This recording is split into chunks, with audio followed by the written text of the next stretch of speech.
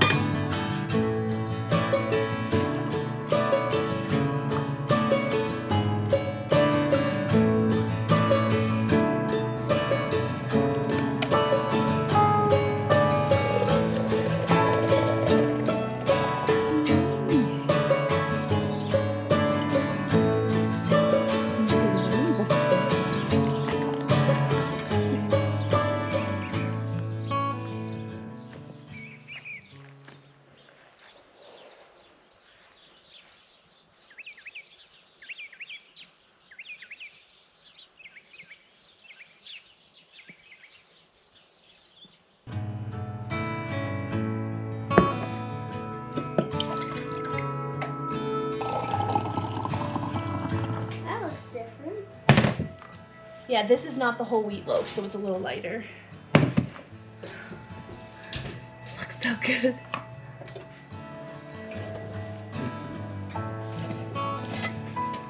Ooh, spicy.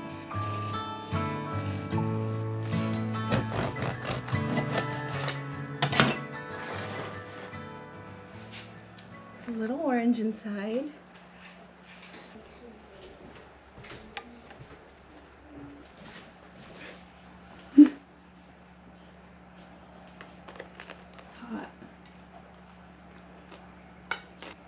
It doesn't taste pumpkin-y. It doesn't? No, but it's dense and chewy. It's a good bread. So you said it wasn't particularly pumpkin-y. Was it because of the butter, do you think? I don't think so. It's good bread. It has kind of a pumpkin-y tinge to it, and I can see little pumpkin-y bits in it, so like the nutrition is in there, but there's only about 1.5 cups of pumpkin puree in the 2 loaves, like divided between the 2 loaves. So I guess I'm not super surprised that it doesn't taste particularly pumpkin-y, but it's a good way for us to use some of this pumpkin up. It kind of looks like a potato bread. Yeah. With the color. Yeah, it does. But it would be good with meat and cheese, and it would be good with Nutella and peanut butter. That was the hope. I didn't really want it to be like a dessert loaf, because there's plenty of recipes out there that use pumpkin in like a dessert loaf. Yeah, that's what I was wondering, if it would not be good with meat and cheese, but I think it would. The original recipe for this bread, this is the country white loaf out of the artisan sourdough book that I have, with some modification. Again, I'll put the recipe that I altered in the description box, but it calls for a tablespoon of sugar per loaf And I only put 1 tablespoon in for the whole thing because this pumpkin is incredibly sweet, especially when it's roasted and like the moisture's kind of been cooked out of the pumpkin. Very, very good. This isn't lacking for anything like sweetness or anything. Ooh, it's definitely chilly out this morning. It is a week from yesterday, or week from yesterday? In a week from yesterday, our low temp in the morning is going to be 37 degrees. And we are at a low point. Our homestead is a really low point in the surrounding area. And so I'm gonna say we're gonna definitely frost then, because high 30s, especially if the air is still, which it is a lot of the times this time of year, it's very still in the morning and in the evenings. So I expect that our first frost is fast approaching, but we are hoping that Stormy's babies actually hit the ground before then. Now I was just looking at the barn from inside my house. I've got some cameras in the barn, and when Stormy stood up, her udder looked kind of big.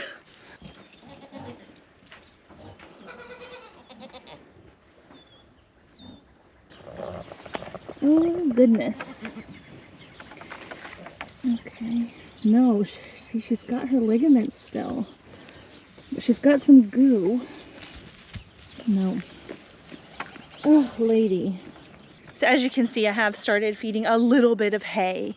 We managed to get 39 bales of the $5 hay that we can get. And so I wanted to start clearing out the hay that I bought earlier in the spring so that we can pack that away. So I'm just kind of offering it to the girls as they want. They are absolutely still going out and grazing. This has been here sit for like 3 days, I think, at this point, and this was not even a whole bale. There's a lot of goats in this pen, and that's how far they've eaten it down. Good morning, Miss Elpis. How are you doing? Are you gonna give birth when it's 37? Probably.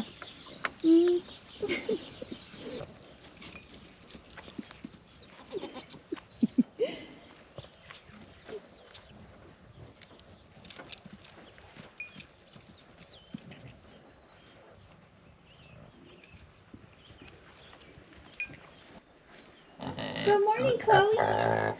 Oh, good morning. I know, I need to throw some straw at you.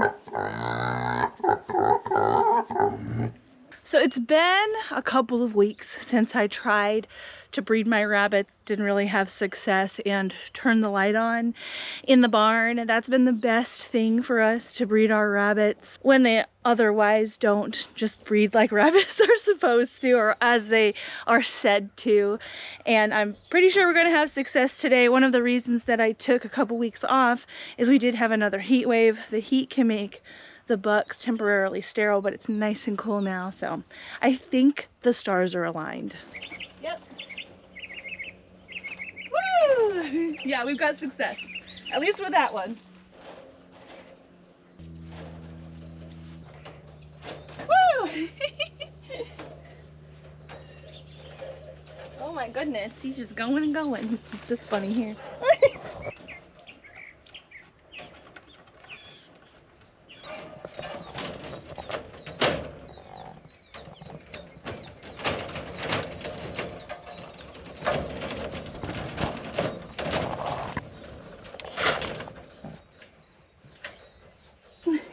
Good job.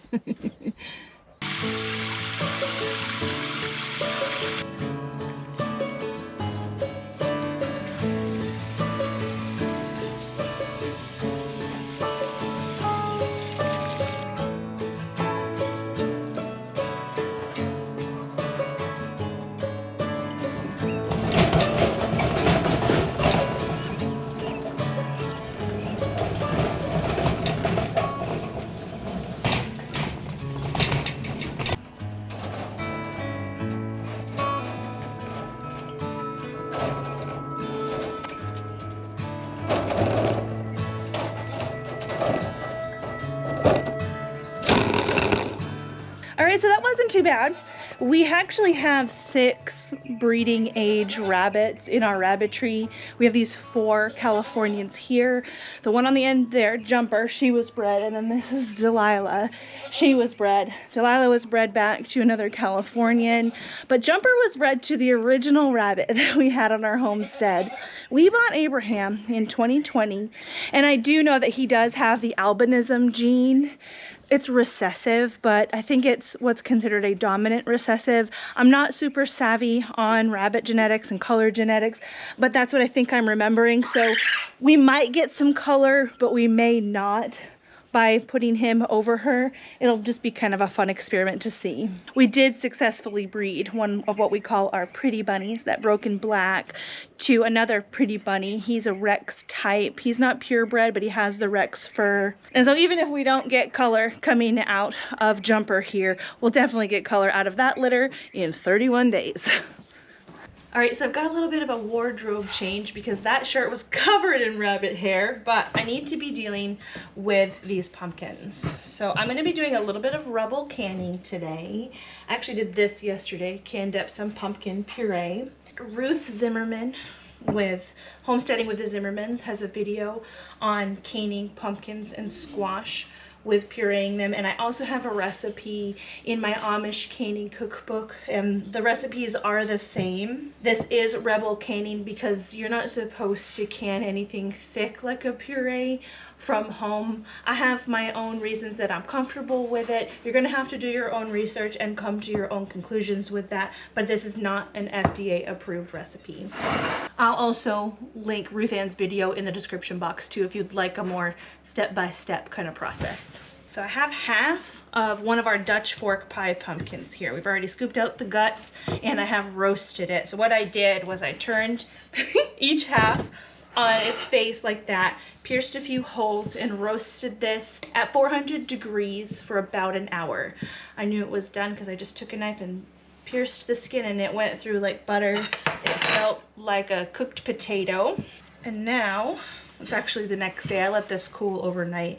I'm just gonna be scooping out the flesh and putting it in a pot.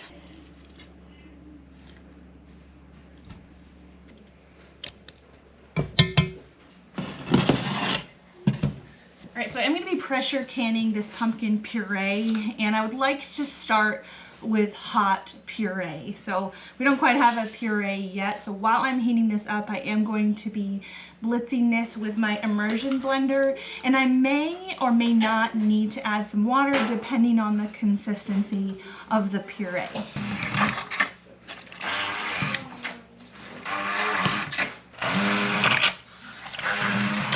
I don't know if you're going to be able to see it, but as I'm pureeing this up, the pumpkin is releasing some of its own liquid. So I want this to be pretty well broken down before I decide if I need to add water or not.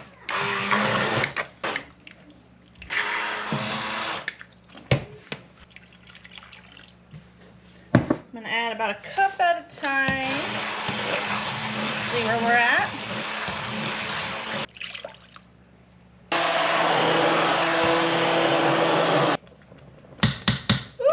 To spit at me.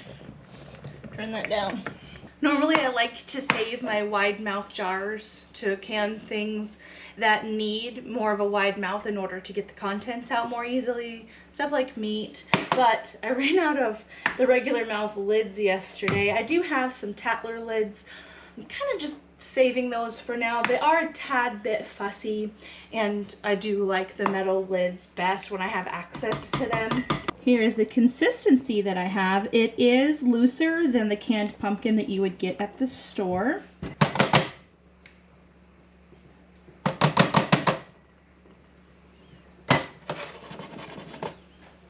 About a 1-inch-ish headspace. I just went all the way up to the lip of the jar there. Or I guess where the threading starts. This bit right here, that's where I went.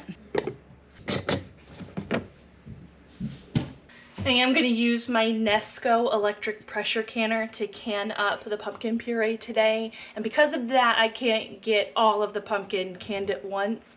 I'm fine with that. My friend Megan right now has my big canner, but honestly I think that I would rather use this a couple times today rather than the big canner once, because I have to babysit this a lot less and I still have work to do outside and at my computer.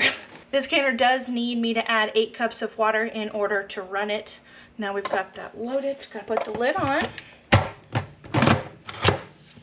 Plug it in. Got it set to exhaust because this does vent for 10 minutes, just like with traditional canning. The beeping is horrid.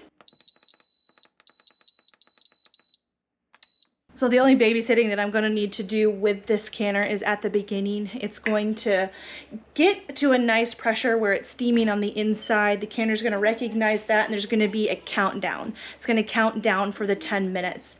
During that 10 minutes, steam is going to be venting out the back here, and so I want to make sure I have this set to exhaust. And then I'm just going to be listening for the beep. Once the canner beeps at me, I will close it, the top like that. It will build pressure and do the rest of the process all on its own.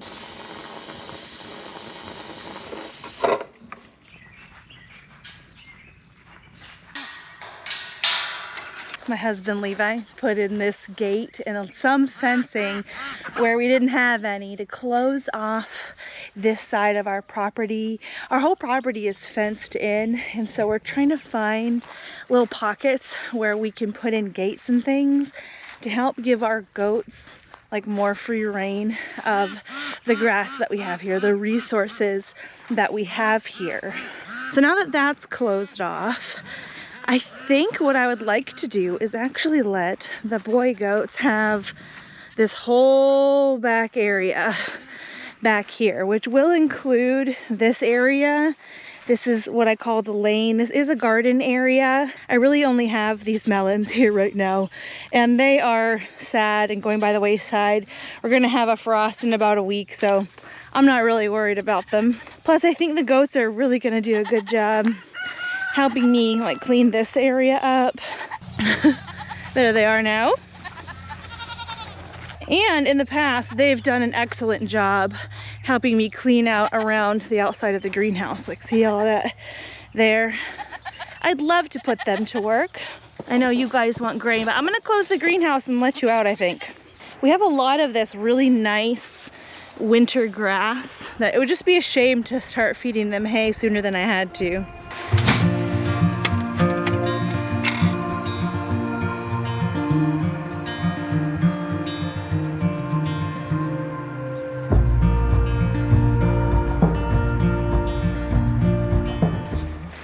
Come here. Come here. Oh, are you eating a pumpkin? Oh, yum.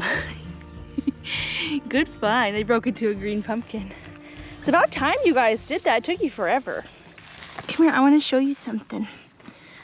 Can I show you something?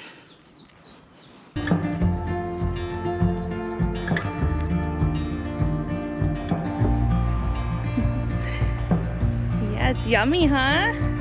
I'm gonna give them a few days without blocking off the greenhouse. I'm gonna leave it shut the way that it is. The greenhouse does have hog panel on the sides here, so they can stick their heads in a little bit, but there's really nothing that they can grab a hold of in there, and they can help me clean out around the edge. I have had goats poke holes with their feet in the plastic before. I do have some repair tape, but really there should be enough out here to entertain them where they don't really want to mess with stuff like that.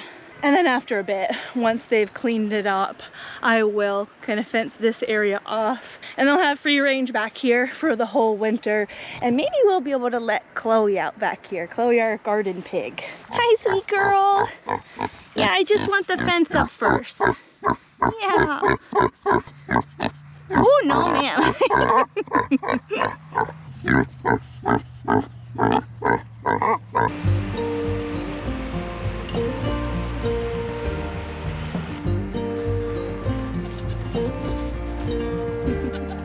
We're just like, hey guys, check this out. Hi, Nefarious. You gonna eat some good green stuff? Come here. Hi, Havoc. Am I near what you want? I'll move. You can tell the way he's walking, he feels like he's escaped. I noticed that none of them are going in there. Like, no, that is where I'm contained. I am free out here. If it comes down to it and I need to lock them up for whatever reason, I can just take a feed bucket into one of these little smaller pastures and put them in there. They're pretty food driven. Grain drives them basically anywhere.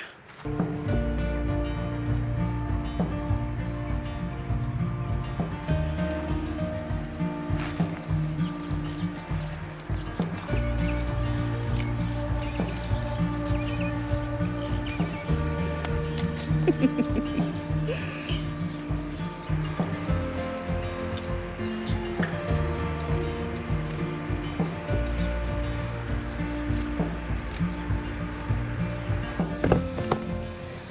so it is several hours later. I've got my earpiece in because I'm listening to Hurricane Milton coverage. My mom is in Tampa Bay.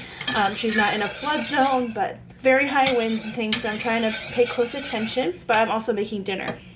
And it is pumpkin related, so it fits the theme. But I wanted to go ahead and show you what I was doing so that if you wanted to replicate it, you could. The canner is done, and I did end up using a few 6 of my Tatler lids, and this is the result. So we did have a little bit, you know, of siphoning. It's like the pumpkin cooked down further, and some of the liquid did come out of the top, but it looks like we have some pretty good seals. So these are still a little bit warm, but I think we've got a good enough seal where I can take this off. You know that a Tatler lid is sealed because it'll kind of suck in. It doesn't have that like pressed down pop that a metal lid has, but it does sink in some, and if you can pick it up and hold it by its lid, it is sealed. I mentioned before that these can be a little bit fussy, and they're just fussy with like when you try to make it fingertip tight. If you're familiar with canning, that can be a hard thing to master to begin with. In my experience, the Tatler lids need you to screw them on a little bit tighter. They're just kind of tall, and you want the ring to have enough grip so that, oh look, so that the pressure inside the can doesn't just blow the lid off. So that one didn't seal. I'm gonna just wait for these to cool down more before I pull off the rings on the other ones, but maybe I can add this to dinner and it won't matter. So what I have in here right now is just some of our leftover pumpkin. At this point, it is about a quart of pumpkin and some curry powder and a little bit of salt and pepper. So I'm gonna add about 2 cups of Parmesan cheese. Some milk.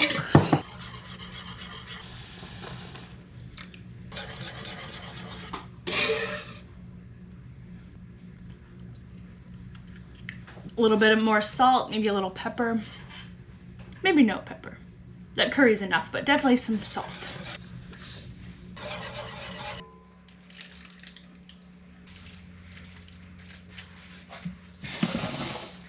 I'm pretty sure that this is the last of our kale from May. This is kale 524, and I'm taking it out of the freezer. And this is one of my favorite ways to add greens to a meal. This is really hot, and these are really cold. And putting them together, this will cool this down enough to where we can eat it faster. It at least doesn't affect things. When we first bought this enameled cast iron cookware, our kids were really small. I think a couple of them weren't even born yet. This pot looked massive. I was like, oh my goodness, this is gonna be my big pot. This is gonna be so wonderful. And you know, at this point, it looks like a medium pot. Very likely we won't be eating all of this tonight. I'll be able to use this pasta as a side dish tomorrow, maybe served with some meat. But for now, we're having a meatless dinner. And it's gonna be really good. There's a lot of protein in that Parmesan that we had in there, plus the milk. Oh, it smells so good. We don't usually have a meatless dinner. Yeah, Molly said we don't usually have a meatless dinner. We don't. We usually have some kind of meat, but tonight's meatless. Hey, drop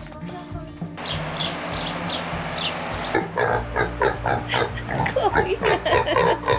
Good morning, honey. She's getting the idea. Ah, good morning. So dinner last night was really good.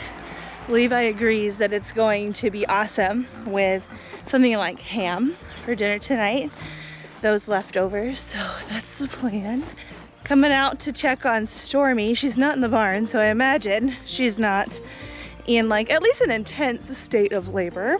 Looks like they may have found the patch of ryegrass that I sowed over here. Not really surprising. Good morning, Christine. I know. New little grass right there. You guys gonna eat it all?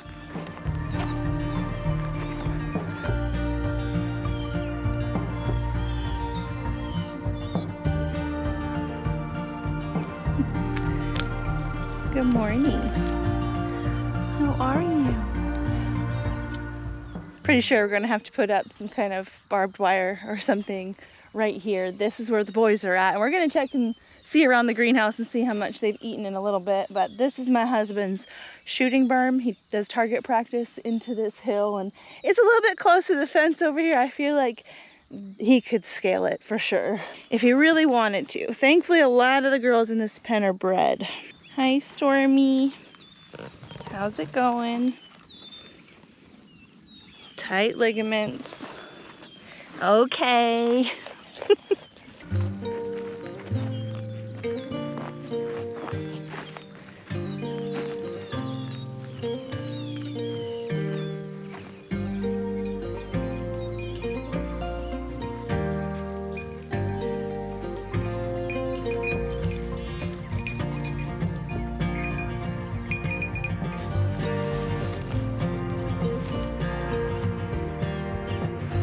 They've done a halfway all right job already over here.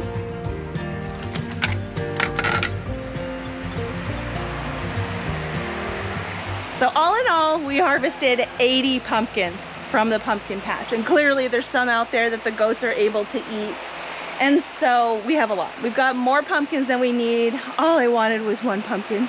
And I'm so grateful that we got as many as we did, and that pumpkins have so many uses on the homestead. So the pumpkin that we canned up yesterday canned 12 pints of pumpkin, and I picked that particular pumpkin out of the lineup here because it had some like little scars on the outside of its rind that made me feel like it wasn't going to last in storage as it is. So periodically I'm going to come through here, decide which ones need to get thrown to the animals, and decide which ones that I maybe want to preserve for us. But ideally I'd like to leave some as they are. I mean, pumpkins and squash, they have a storage life by themselves anyway. I am gonna have to scrounge for a pallet or two to put some of the pumpkins that I really want to save just as they are up off of the ground. And some of these, a lot of these are going to get given away as well. We have a plan this weekend to get rid of probably at least 20 pumpkins.